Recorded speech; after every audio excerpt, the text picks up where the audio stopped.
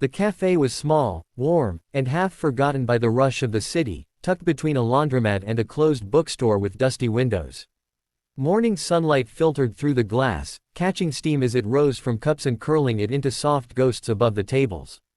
It was the kind of place people came to disappear for a while.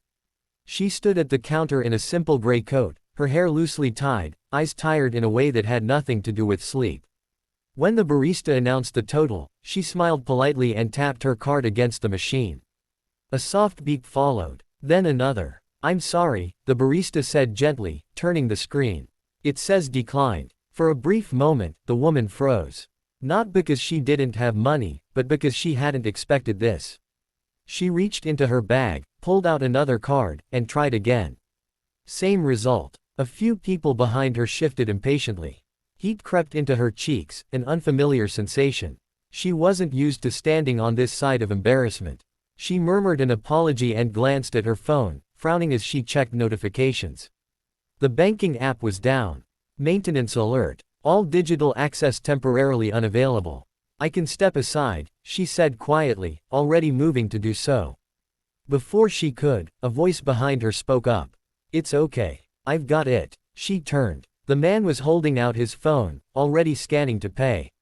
He looked ordinary in the most comforting way, dark jacket worn at the cuffs, faint stubble, eyes that carried both kindness and exhaustion. No trace of showiness, just calm. "You don't have to," she said quickly. He shrugged, a small smile lifting one corner of his mouth. "It's just coffee." The barista completed the transaction, slid the cup across the counter, and thanked him. The woman hesitated, then accepted the cup with both hands, as if it were something fragile. "Thank you," she said, meeting his eyes. "Really? I'll pay you back." "No rush," he replied. "Or don't. Consider it a good morning." She studied him for a second, as though trying to understand what kind of man would do that without hesitation. Then she smiled, soft, genuine, unguarded. They ended up sitting at the same small table near the window, not because either of them planned it, but because the cafe was full and the empty chair happened to be there. Rain had begun to fall outside, streaking the glass and turning the city into a blur of motion. "I'm Daniel," he said, stirring his coffee. "Claire," she replied. They talked about nothing at first. The weather, the cafe, how bad the traffic had been. But there was an ease to the conversation that surprised them both. Claire laughed easily, a sound that seemed almost new to her own ears. Daniel listened in a way that made her feel seen, not evaluated. "What do you do, Claire?" he asked eventually. She paused. For years, that question had come with expectations, assumptions, calculations. Today, she let them all go. "I run a company," she said simply. "Oh," he nodded. "That sounds stressful." She smiled. "That's one word for it. What about you?" "I work maintenance for a property management firm," he said. "Fixing things. Pipes, wiring, elevators when they decide to misbehave." "That sounds important," she said. He laughed. "People only notice when something breaks." They sat in companionable silence for a moment. Outside, a bus splashed through a puddle. Inside, the smell of coffee wrapped around them like a blanket. Claire checked her watch and stood. "I should get going. Meetings." "Right," Daniel said, standing as well. "Well, it was nice meeting you." "It was," she agreed. Then, on impulse, she pulled a pen from her bag and wrote a number on a napkin. "In case I get a chance to return the favor." He took it, surprised. "I'll hold you to that." As she walked out into the rain, Daniel watched her go, unaware that the woman he'd just bought coffee for was the CEO of a multinational tech firm valued in the billions. He didn't know that her name was on magazine covers, or that boardrooms fell silent when she spoke. And she hadn't told him, because for the first time in a long while, she hadn't wanted to be that person.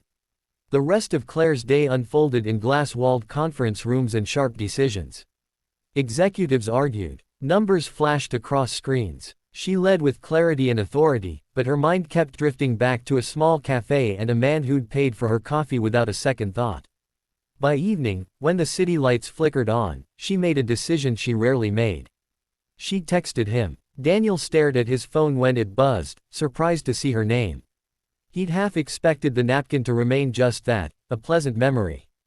They agreed to meet again, same cafe, 2 days later. This time, Claire arrived early. She wore the same kind of simple clothes, her hair down now, framing her face. When Daniel walked in, shaking rain from his jacket, he smiled like he'd been looking forward to this all day. "Your card working today?" he teased. She laughed. "Perfectly." She'd paid for both coffees. Their conversations deepened. Daniel talked about his late wife, how cancer had taken her too soon, leaving him to raise their daughter alone. Claire listened, her chest tightening with empathy. She spoke of long nights, relentless pressure, and the loneliness that came with always being in charge.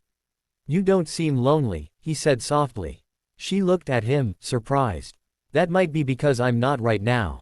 Weeks passed. They met often. Walks replaced coffee. Dinners replaced meetings. With Daniel, Claire felt like a person again, not a title, not a symbol.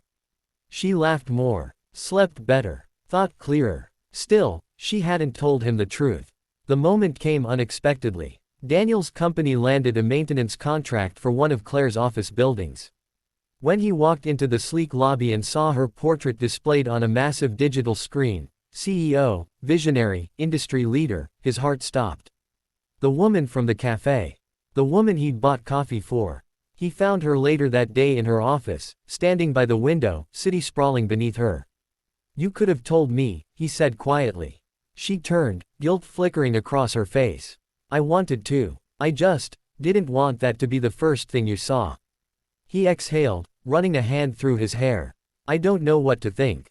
Think about who I was when my card was declined," she said. "Think about who I am when I'm with you." Silence stretched between them. Finally, he smiled, small, real. "You're still the woman who said thank you like it mattered." Tears welled in her eyes. From that day on, their worlds didn't clash, they blended. Claire used her power more gently, more humanely. Daniel stood taller, knowing his kindness had reached further than he'd ever imagined. And it all began with a simple cup of coffee, paid for without expectation, proving that sometimes the smallest gestures reveal the greatest truths.